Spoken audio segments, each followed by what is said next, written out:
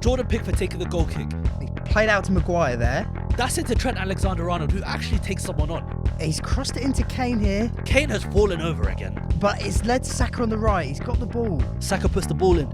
And there's Ben Mee arriving at the back post. Scorpion kick! Ben Mee has fucking scored. Ben Mee. When this thing decides to load, I really don't like the Deliveroo. Sorry, but I said I love the app. We loved it. Yeah, we love it. I love the They app. don't sponsor us, yeah? No, but they might do. Maybe we'd love them a lot more if they did. Yeah, exactly. Yeah. We love their drivers, though. Oh, their drivers are unreal, man. Hey, forget this. Let's get into the podcast. Waffling. All right, this is probably going to get cut. Yeah. Okay, 3, 2, 1. Hello! Wow. That surprised you. Oh, that was explosive. Yeah, I like Yes. it. Welcome back to the Bottle Job Podcast. My name is Rimedi. I'm Toby. And usually on the Bottle Job Podcast, we dissect the groups from A to H. And today, we're doing Group E with teams like Spain, Germany. Yeah. Costa Rica. Or the rich coast, if you want translation of that. Oh, nice. And Japan. So in this show, we have a few different segments. We have the 99 Potential, where we describe a kid going from an amateur, a novice, to a hero at the World Cup. We've got 20-second vision, where we try and predict the future as best we possibly can. And we also have the section called Avit, is the section of the podcast where we have a controversial take. Hey, I've been cooked on TikTok for some of mine. Really? Yeah. I've seen the delete ones, but didn't go down well. Yeah. I've got cooked a few times, but that's the section of the podcast where we say something very, very controversial. We do it more so for the clips. So if you're watching the full podcast, you're a real one. Yeah, they know the context. Exactly. 'Cause I've seen that a couple of times in the comments. You've had to be like, guys. I know. I just be like, look, this is a controversial take. If you want to come up with a controversial take too, please do. Like, that's such a frustrating thing with some comments, though. Like I saw with the when I was talking about the train with England, people were like, train happens in League Two up and down the country all the time. I'm like, I'm talking just about England at the World Cup, but So, like, you know. I think people, they don't understand what context is. I realized, like, you need to basically say your whole point, and then in that time, because it takes you at least a minute to say what your context is, the TikTok is over. Yeah. You just have to go straight with the controversy. Yeah, they just lose interest if you give context. Don't they? Exactly. But speaking of controversy, I don't have a segue. That was No, then they're quite. There's not a lot of controversy from these teams. yeah. So we're gonna start off with the 2014 World Cup winners. Well, we have prior to France's World Cup win, the last two World Cup winners from Germany and France. Germany and France, Spain. Germany and Spain. in Come this on, my group. friend. Yeah, we're gonna start off with Germany. Early morning, guys. Not that early. It's like 1:30 on a Saturday. To be fair, it's Saturday, so Yeah. Okay, so starting off with Germany. I don't know about Germany, man. They're very hit and miss. They are a weird Sometimes one. maybe good. Sometimes maybe shit. Yeah. Yeah, they are. But and they're without Werner, which is that a good thing? No, that's a bad thing. They don't really have a lot of strikers. They don't. No, they don't have a lot of strikers. They're a weird. They are a weird one. They're a weird outfit, like you said. As far as German squads go, they're one of the weaker ones. Although I'd say a bit better than the last Euros because they've got a few young players emerging or have got better. There is a lot to like for me in terms of like the manager, like Hansi Flick. Top quality. Got to be one of the most underspoken about managers in world football. That is top tier. I don't think like when he was at Bayern that season when they won the Champions League, Mate. it was genuinely relentless. That Bayern, the best side I've seen is 2011 Barcelona for me, best club side of all time. But that Bayern 2020 Champions League win is the most dominant team I've seen win the Champions League. Like, what was it? 7-2 at Spurs. It was 8-2 Barca. They smashed us 4-1. 4-1 at the Allianz, 3-0 at Stamford Bridge. The final was close, but PSG were a good side that year, and they still managed to win that. Like, who did they play in the semi-final? It was Lyon. And that was a close game, I remember. But no, I actually don't remember much from that Champions League period. It was weird. It suddenly went one-off games, wasn't it? There was I no on aggregate. Yeah, but speaking about that Bayern, It kind of robbed them of being remembered as a better team. Yes, exactly. Because that Bayern team were just unbelievably relentless. It was just wave after wave and incessant pressure after incessant pressure. The strike force was unbelievable, to be fair. Gnabry was Gnabry, Coleman, Lewandowski. But we're just speaking about Bayern here. I think we have to give massive credit to Hansi Flick for the way he set up that Bayern team. And he's doing something similar at Germany because right now, he wasn't the coach was he the coach? No, at the it was Joachim Löw's last tournament, Yes. wasn't it? So I just feel like with Hansi Flick, it's going to be his first tournament, and he's going to be one of those managers that aren't afraid to play someone that might be so-called controversial. Well, he does like Werner a bit, and that's Exactly. someone that we meme in England. The most successful time goal-wise, but he likes him as an option, someone who can drag defenders out of position, that sort of thing. Absolutely. And speaking of the strike force, it's not really the best. So we have Timo Werner, who's now injured. You have a player that is killing it for Werder Bremen right now. I think his name is Nicholas Füllkrug. I maybe butchered his name. He's actually just won the Bundesliga Player of the Month. He scored 9 goals so far this season for Bremen. He's not actually made a cap for Germany yet. Wow. At the age of 29. So it's crazy. I think he might go to the World Cup. You also have your man. Kai Havertz. Is he a 9? Is he a second striker? I just think he's shit, to be honest. Yeah, a lot of people don't rate Kai, and I do hear it because a lot of the time you will watch him and he's quite anonymous. I do hold a lot of hope with him, partly because he is still fairly young, and I think that's kind of forgotten with him. But he just has these games where he is actually unbelievable, and it weirdly comes against top opposition. That's not just the Champions League final. That's games against Real Madrid. I've seen him be awesome. Liverpool in the cup finals last year. Spurs, he wasn't bad. Spurs, it's weird. Against top opposition, suddenly he's up for it. All the flicks are coming off, and everything about him is good. He finds good pockets of space. And then there are other games where it's like he can't really play football.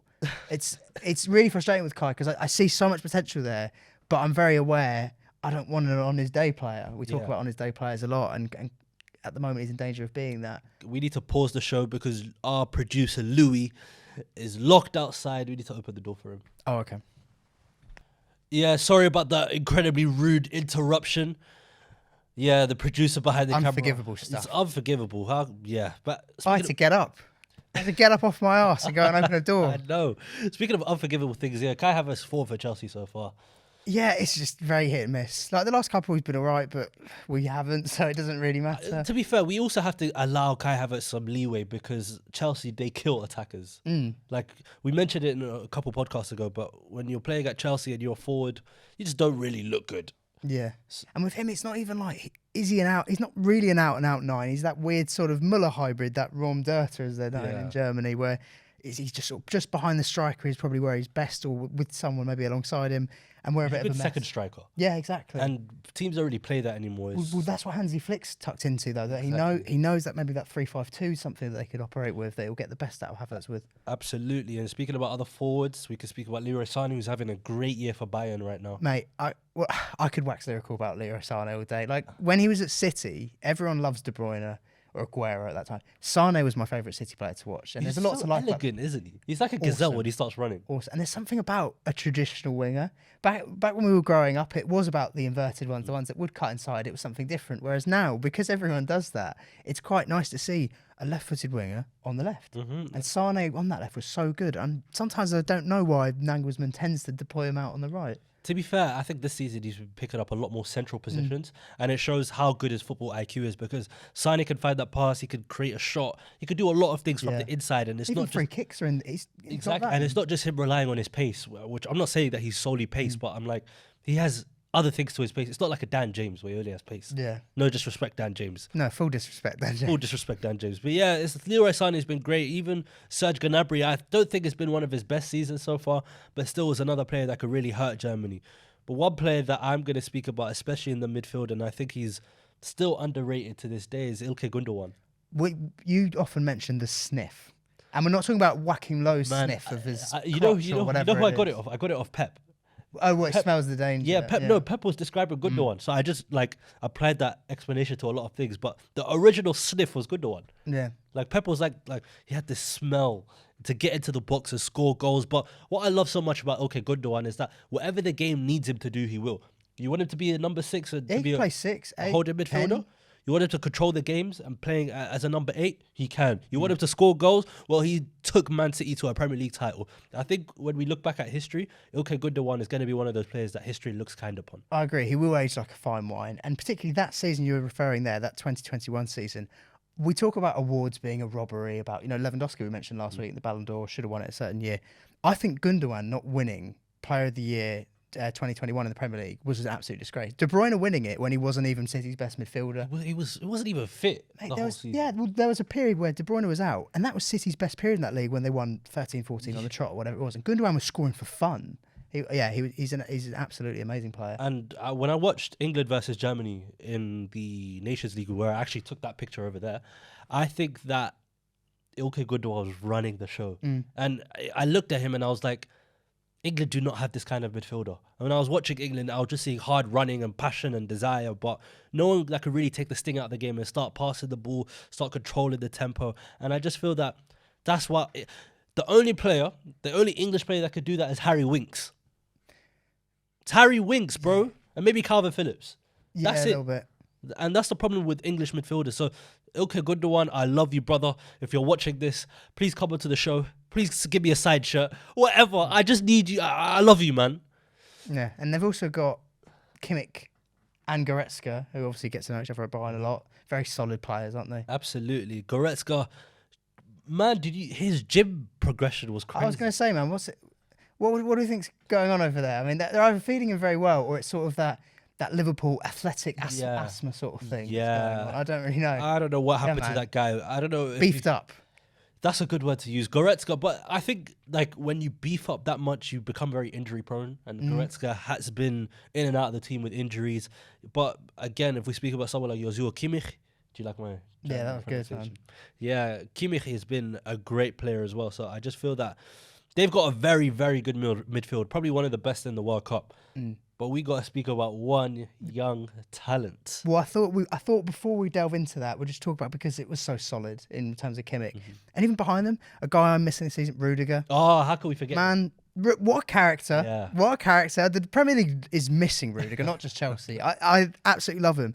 And I think this season, it's a shame we didn't get a Haaland-Rudiger battle. Oh, I think it would have been hilarious. It would have been great content. That would have been two guys that are just off it. Yeah, but and the way they both run is very odd as well. Everything about it would I know, be but good. something that I find really interesting about Rudiger is that at Chelsea, he was deployed as like a left centre-back, but at Real Madrid, he's also a left-back. But now that I think it's also similar zones, similar roles that they're picking up. So I know Germany play at 3 at the back, but if they go to a 4, I know they have David Raum at left back and sometimes Nico. Gersons, they can kind of... Nico Schlotterbeck as well. Maybe Rudiger can have a good performance there as well. Yeah, the amount of times he'll sort of just drive through and break lines, go running to midfield and lift the crowd up a bit. I love Rudiger. You need players like that in your team, and Chelsea just lack that at the moment. We lack characters. We lack spine. Fight, passion. You do need a bit of it though. Yeah, man. you do. Like Xhaka is a character, and you look at his resurgence this season. Exactly. But yeah, I'm missing Rudiger. But yeah, what do you think of Schlotterbeck and Sula? I really like Schlotterbeck. Yeah. I think when I was watching him, again, this is solely going off that game I watched at Wembley. I think Nico Schlotterbeck is an unbelievable defender. Arteta nearly signed him as well before he went to Dortmund. Yeah, so that's how I know he's good. Okay. If Arteta nearly signs someone, I know. Exactly. But yeah, we do have a young talent that we did sort of allude to, and that is Jamal Musiala. That's actually going to be his 99 potential. Yeah, I should have introduced that better. Should we do it again? Should we do it again? We're not even going to cut it. We're going to keep it rolling. We're going to keep it rolling. We're going to do this. All right.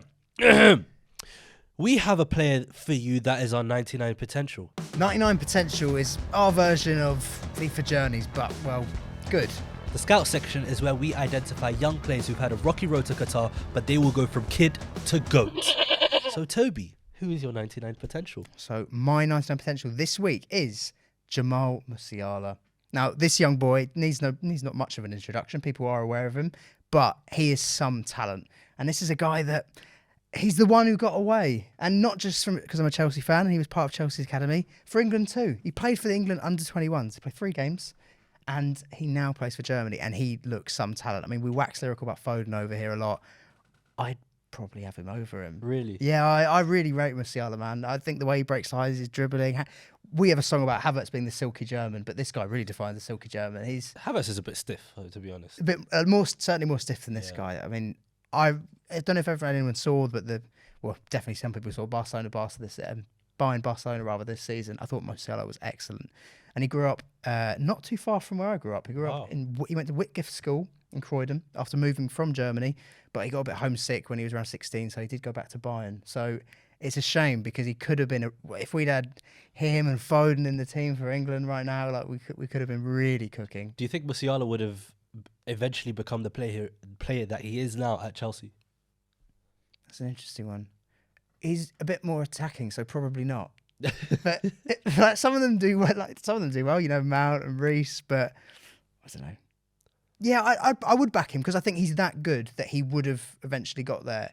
But I think the move to Germany did in the world of good because when you're surrounded by top talents that are consistent, then you're gonna, that's the perfect nourishment you're gonna need as a young footballer. Yeah, I think Jamal Musiala, I will speak about that guy. Like I love Gundogan, I love this guy as well. I think when you find players like that could just pop up between the lines, that could turn, I can run at play. Like, do you remember in the England game? The England game again. It was a great game though, that England-Germany game. But what Musiala did to Harry Maguire, he gave him the little hips, the shimmy, the step overs, and he done him. It was crazy, and certain other things and certain other turns that he made. And also for his frame, the way he moves is quite interesting for a guy. He's not. I think he's 6 foot odd. What I realize, he's very leggy. He's very he's got long limbs, very gangly, but not in a way that Muller's stiff. And Muller obviously he's a player. Havertz sometimes looks a bit awkward. Exactly, Musiala doesn't. He just looks like a duck to water when he glides. Unbelievable player, and I just think this tournament, like obviously the World Cup, they do like. The young player of the tournament, Musiala really has a chance to do it. Yeah, I mean, he did play a little bit of the Euros. I think he played against Hungary, and he got an assist and was kind of praised in that. And Germany didn't even have the best tournament, really. But yeah, I think he could really make a name for himself this tournament. Absolutely, and this leads on to my 99 potential. We're actually going to be moving from Germany to Spain. I'm going to be speaking about Villarreal ace, Yeremy Pino. So, in my love for Danjuma, I try to tune into Villarreal every single week. But there's a player that really steps up, and I'm like, who the hell is this guy? Now, again, Arsenal were linked with him in the summer. But Yeremy Pino is I call him baby Raheem Sterling, because he's a traditional winger. He's a right-footed player playing on the right side. But what he has, like I mentioned about a lot of players, he has that smell, he has that sniff of getting into the box and trying to score goals. Now, to be fair, he's not scored a lot of goals. He's only scored 4 last season, and he scored 1 this season. But I think he's a player that could really develop. And with Unai Emery leaving, I just feel that maybe he could go to another level, because Unai Emery relies on quite a defensive team in general. He sets up, isn't it? He's a player that relies on interchange, like passing between the lines, dribbling. Spain's not a bad one for that. Exactly, but not Unai Emery. So I just feel that Yeremy Pino is going to be a player that could really make his announcement onto the world stage at the World Cup. I think as well, playing on that right wing for Spain, because they have a striker that I'm going to come on to, like Alvaro Morata, that runs the channels and works tirelessly for his other players. He scarred me, man. He scarred me, Morata. But yeah, I think Yeremy Pino, he's only got a goal this season, but remember the name Yeremy Pino. It's a good name. Yes, he's passed the name test, to be honest. It beats Jeremy. It's just a better version. Jeremy Pine. Yeah, exactly. Jeremy Pine's not, he's not horrible. got the same ring to it, man. Exactly. Yeah, you touched on Morata there. What do you make of Morata? I love him. It's an interesting one. Maybe because he didn't play for my team.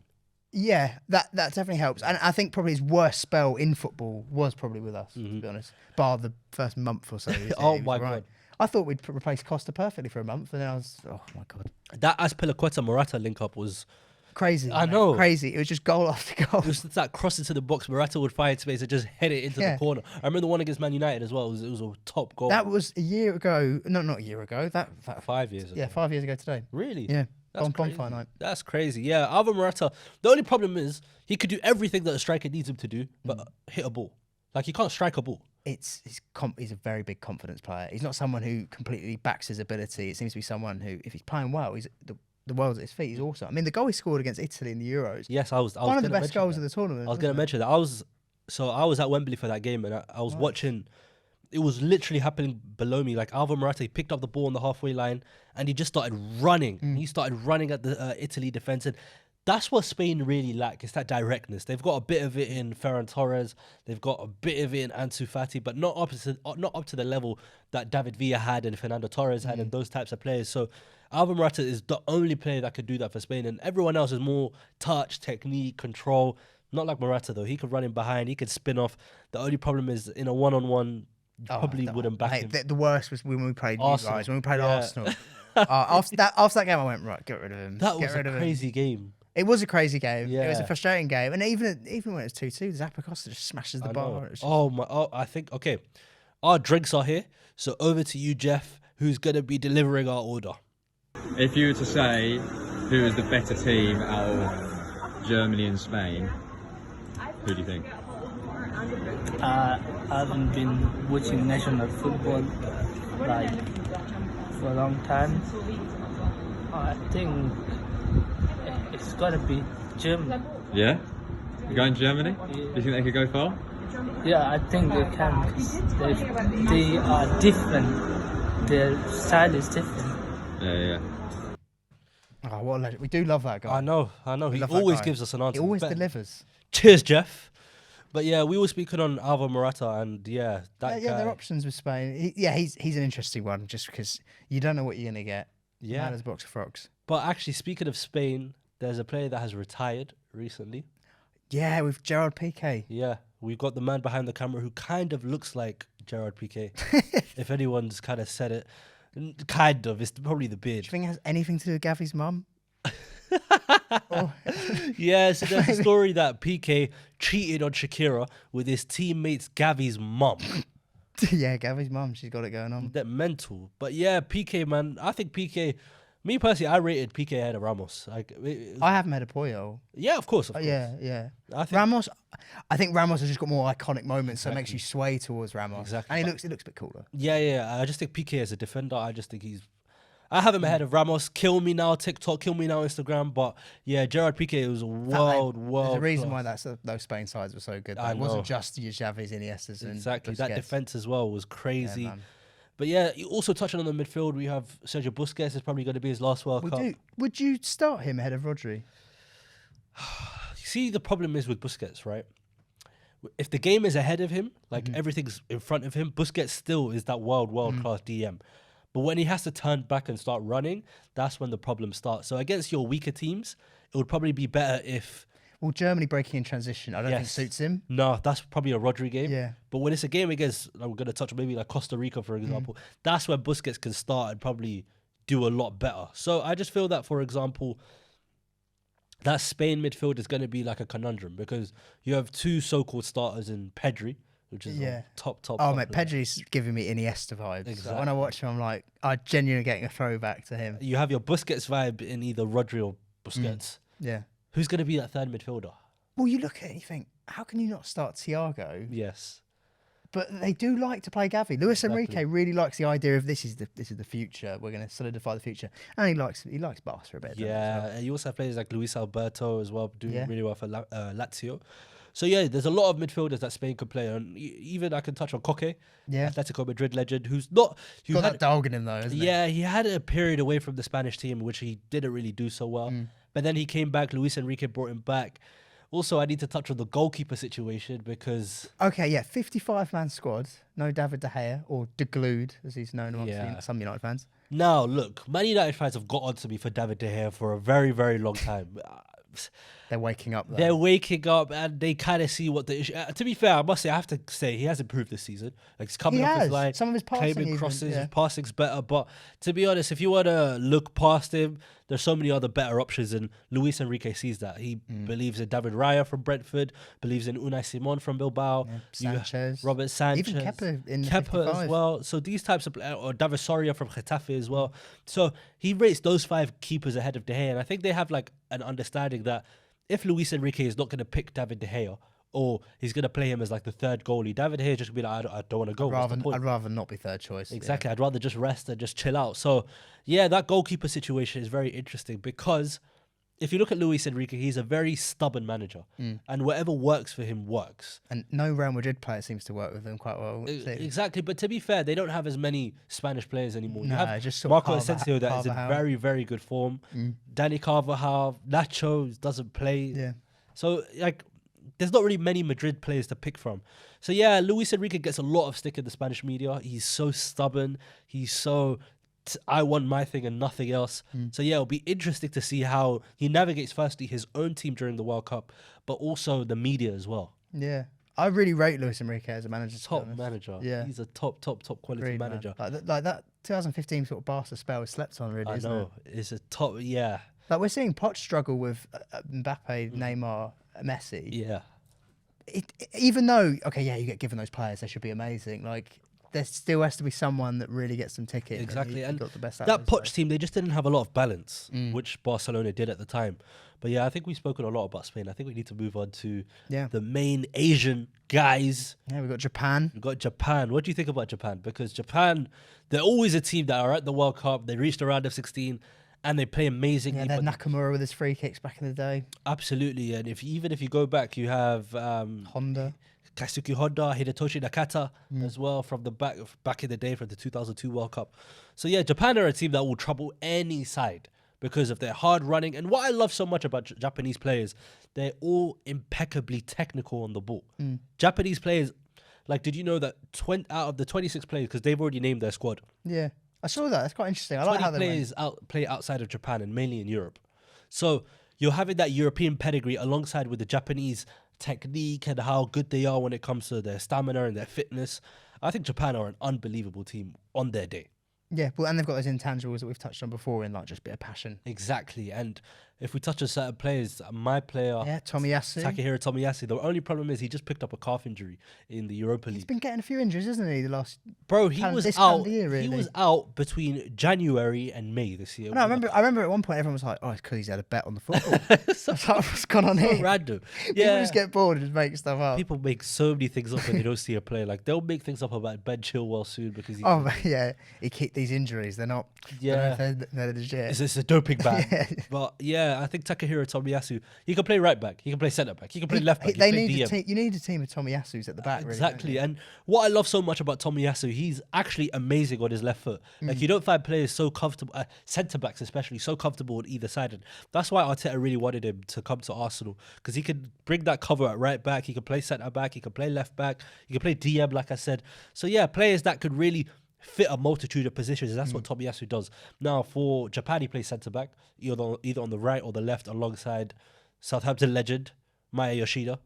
He's still Yeah. playing. And they got another Southampton legend, well, a lone legend, in Minamino. Yes, and Takumi Minamino. Do He you was. think Liverpool miss him a bit as an option? Maybe just I don't know. He plays for Monaco right now, but did you know that he actually scored the most goals for Japan in their qualification stage? that's what I Scored mean. 10 goals. He's a decent player. Exactly, and we also have to touch on Matoma, Kaoru Matoma for Brighton. mate, he's for Japan 9 caps, 5 goals. That is a really good stat to have. And Yeah. yeah, Matoma, like watching him for Brighton. The other week he played when they Against played us. Chelsea, He's yeah, he's really really impressive, good. man. Really Really good. impressive. You also have players like Maeda Yeah. from Celtic as well. But my favorite Japanese player of all time, aside from Tomiyasu, is Daichi Kamada from.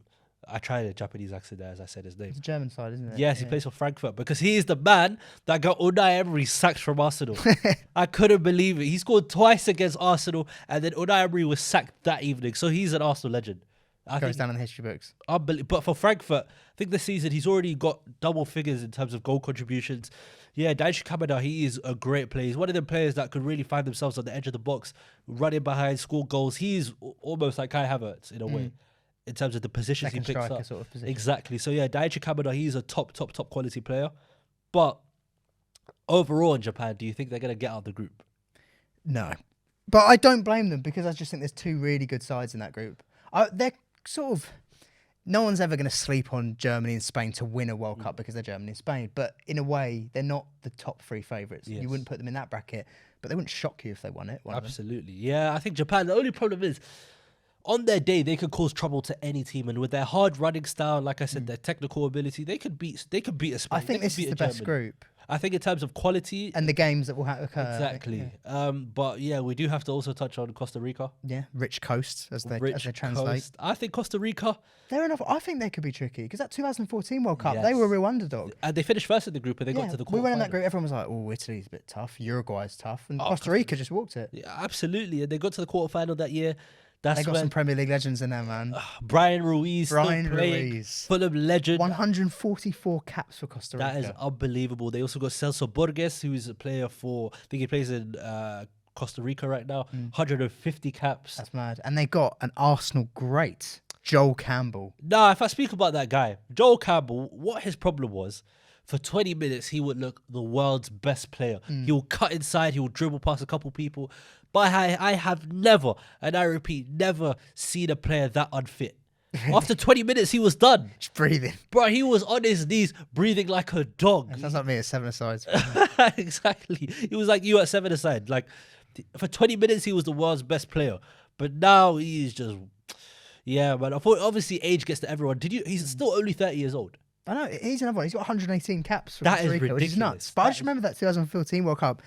A lot of my mates that were Arsenal fans watching it, they were like, why don't we play him? Why aren't we playing him? Because he looked great. I know. But we also have to speak about the guy who really came to the World Cup that year. and really cemented himself as one of the best goalkeepers, Keylor Navas. Yeah, and in the consequent treble, back-to-back winning a Champions League title with Real Yeah. Madrid, really secured himself as one of the great keepers. I think he's very underrated amongst fans and mainly clubs as well because he's small. I'm He with you, man. He doesn't really get that respect he deserves. I don't think he's getting the respect he deserves now because I'd start him over Donnarumma. I'm not even joking. Yeah, I think I get it in terms of the vision is Donnarumma starts because he'll get better and better and better. If you said to me who's the better keeper right now, I'd probably just go Keylor Navas. Yeah, and I think Keylor Navas as well. Like in 2015, Real Madrid were about to sign David De Gea, but the broken fax machine. By the way, why did they use a fax machine in 2015? Like, did we not have email? Maybe they knew, really. Yeah. Maybe deep down they went, "You're a good shot stopper," but To be fair, in 2015 though, David De Gea was still like David De Gea was on smoke. Exactly, but Yeah, Keylor Navas just never ever got that respect. No, he never did. Even when you look back at that, the three-peat team, there's so many big names in it. You don't really think about the goalkeeper at all. And obviously, Courtois had his heroic performance in the Champions League last season. That will be etched in my memory more as a key performance. I don't really think of many Navas ones. Exactly, but Keylor Navas, when you watch him for Real Madrid, in all the big moments, he will step up and provide an unbelievable save, and that's what happened in the 2014 World Cup, which enabled him to move from Levante to Real Madrid. So yeah, I think Keylor Navas. I think Costa Rica. Let's be honest. I think they're the weakest team. I think they'll come fourth, but they're one of the best teams that will come fourth. You think so? One of. You think so? I think England's group might be a bit better. I think. So who did you have as fourth in England's? Iran. Iran. Yes. Oh, I think Costa Rica beat Iran. Oh, they had America as well. It could be America if that finished fourth. It could be who knows. But I don't want to chat about England right now. Yeah, I just feel that Costa Rica, they might cause teams some problems because of their defense. I just think they're an aging squad right now. That's fair. They also have a player for Sunderland. I think his name is Benete, something like that. He's a very tricky winger. Just joined Sunderland. Could do something at the World Cup for Costa Rica, but yeah, just a bit too soon. He's only 19. Yeah, and Sunderland aren't in a good way. Yeah, at the moment. So yeah, I think if we were to rank the groups from 4 to 1, go ahead.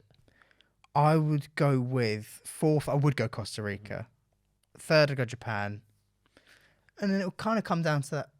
Actually, maybe it won't come down to that Spain-Germany game because I think Japan could get a result against one of them. I would say Germany will top that group. I think it's Spain. Interesting. Yeah, I have the same order, but I just think Spain and Germany.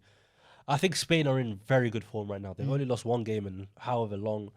Germany, they're just a bit. I don't know. It's hard to explain Germany right now. So yeah, I'm gonna go with Spain 1, Germany 2, Japan 3, Costa Rica 4. But this is the section that we like to call 20-second vision. This is the part where we predict a fixture's future with the imagination of De Bruyne and the precision of Heskey. What will the future hold with 20-second vision? What is your 20-second vision on Kai Havertz's World Cup? Your time starts in 3, 2, 1. The big stage is made for big game players, and Kai Havertz is just that. At the Euros, he was Germany's best performing player, I would say, grabbing goals against Portugal. I don't know if it was in the France game, but I know even against England, he was one of their better players. And I think he will be at the World Cup. I think he will play very well.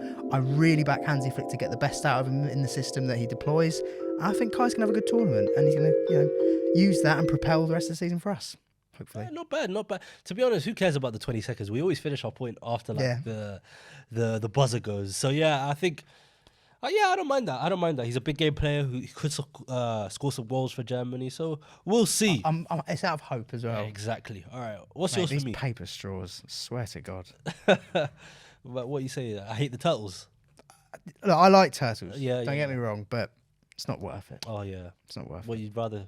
So let's say okay. I like hypothetical. Okay, hypothetical here, right? Let's say you had like a plastic straw right now. Well, it's like when you. But that plastic straw aided the death of a turtle. Would you want it? Look, there's one saying that there's plenty more fish in the sea. Yeah. So let's go with that. And also, it's like the those beer ones that they've changed that had like they hold your beer. I don't know. They're sort of I don't know how to describe like a 6-pack. Yeah, whatever. the hold. Yeah. Like, who knows if those fish were just wearing it as like jewelry? Yeah. No one's ever really asked that. No one's asked the fish. To be fair, no one's actually asked them. We don't actually know what's at the bottom of the sea, so yeah. Mate, it could just be sea jewelry for all I know. So I don't think, just give me my plastic straws back, man. That's all I want. I'm really struggling with this. You're as well. really you're fighting really you're fighting your struggling. cup right now. Let me give you some time while I struggle with it more. Right, your 20-second vision is that big game between Spain and Germany. Your time starts now. This is going to be the game for Alvaro Morata. Germany have a weakness with players running in behind. And like I said, players like Ferran Torres, Yeremy Pino, and Alvaro Morata will cause damage to that German defense. Schlotterbeck can't run. Nicolas Soule, he's too big. Rudiger, he's running the other way with his legs like that. Yeah. I just think Spain are going to cook Germany in that game, and it's going to be like the 2010 World Cup, 2008 Euro final, and Spain will win. Okay. They have got the history on their side, haven't they? Exactly. That was a good game, that 2008. Actually, it was a tight one, the 2008 Yeah, final, it was the wasn't final. it? Torres. Yes, but I think like you had a controversial take about the turtles dying, like you said. That wasn't even the Avid section, guys. I just fully believe that. All right, this is the section. fuck the turtles. Oh my god. Get used to it, guys. Plastic straws are the way forward. Oh man, this is Avid. I'm getting João Cancelo for that one. Yeah, mate. you are. Yeah. Okay. Avid! Like Sunday League left backs, no room for nonsense. Only Marmite. These are our podcast's most outrageous takes without trying to be cancelled. What is your controversial take for what is going to happen in this group with Germany, Spain, Japan, and Costa Rica? I'm thinking a bit outside the box here when it comes to my Avid.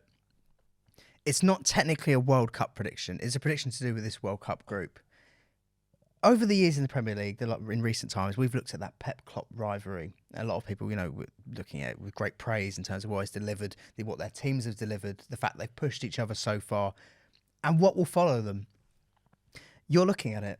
In Hansi Flick and Luis Enrique, I'm going to say that is your next Man City-Liverpool managerial rivalry. I think when Klopp eventually does go, which I think could be sooner than people think. I'm not saying he'll be sacked. I think he might walk because, 7-year curse and all that. And I think when Pep wins the Champions League, he'll walk as well. I think he'll feel like, my work is done. Maybe he'll take a national team. Maybe he'll take Brazil. Or Brazil, maybe, I think it'll be Brazil. Yeah, I'm not sure about it. Because people say Spain. No, I think the Catalonia link. I was asking man. Spanish fans, like, what's it called? I was asking Spanish fans what they think about like Pep taking over, and they were like, nah, it's not going to happen at all. So, Yeah. it's probably be Brazil. Yeah, but I could see him doing that. And I don't know which way around it will be in terms of Luis Enrique or Hansi Flick at either club, because I think either manager could suit either team. It's an interesting one. Maybe Hansi Flick at Germany to be not Germany rather. He's already at Germany. At City more than Liverpool. But I think that will be your future managerial rivalry in the Premier League for those two big clubs. That's very interesting. Okay, my Avid section is that Alvaro Morata is going to have a crazy World Cup. I just feel that, look, man, the World Cup has big moments for big players to shine, and Alvaro Morata is one of the world's best when it comes to running it behind and creating chances and doing all that kind of stuff. And I think Spain's team, is incredibly underrated. I'm banging on about Spain, but you guys will see it in the World Cup. And Alvaro Morata, he will be in the top 5 players for Golden Boot, the World Cup Golden Boot. Okay. I think he's that good. And I just think, he might miss a couple chances, but Spain create chances for fun. And against Germany, against Japan, against Costa Rica, it will provide ample opportunity for Alvaro Morata to do damage. Yeah, what do you think on actually? We didn't touch on him, but Danny Olmo just behind him. A great player as well. That could work well. Great player. I like to call him Bruno. Oh, right, okay. Yeah, I like to call him Bruno, but without the hoofball. Yeah. And the crying. Yeah. But yeah, I think Danny Olmo is a great player. I also haven't touched on players such as, I forgot his name. Marcus Alonso. You were going to skip past that name. Ansu Fati, yeah. Ansu's a good player. The amount of injuries he's had, it's a shame. Exactly. But they have a lot of good players, so we just have to see what's going to happen in the World Cup. Exciting times. But yeah, that was the Bottle Job podcast. We rounded up Group E. I've been Rimedi. I've been Toby. And comment, subscribe on the YouTube channel. Turn those bells on. To be fair, I've had a lot of people ask for this podcast to be out on Google Podcasts and Apple Podcasts. So we will try and do that for you guys. No, If you need to shut up. You need to get over to YouTube and all that. And just crack on. Or you could just pay for YouTube Premium, and then you could just turn off your phone and then just walk. Yeah, there's solutions, guys. Exactly. Think outside the box. Yeah, it's on Spotify, right? Spotify. I'm having a go at the viewers, but yeah. Hey, viewers. Actually, wait, no, you're not even viewing it. You're just asking for it on other platforms. Yeah, it's true. They're not even here. They're listening to it. But hey, we're rambling on too much. The rest of you are real ones, though. Oh my my God. Thank you for listening, guys. And we'll be back on Friday with a huge episode for you guys. We got a guest coming. Big one cooking. Right, see you next week. Peace.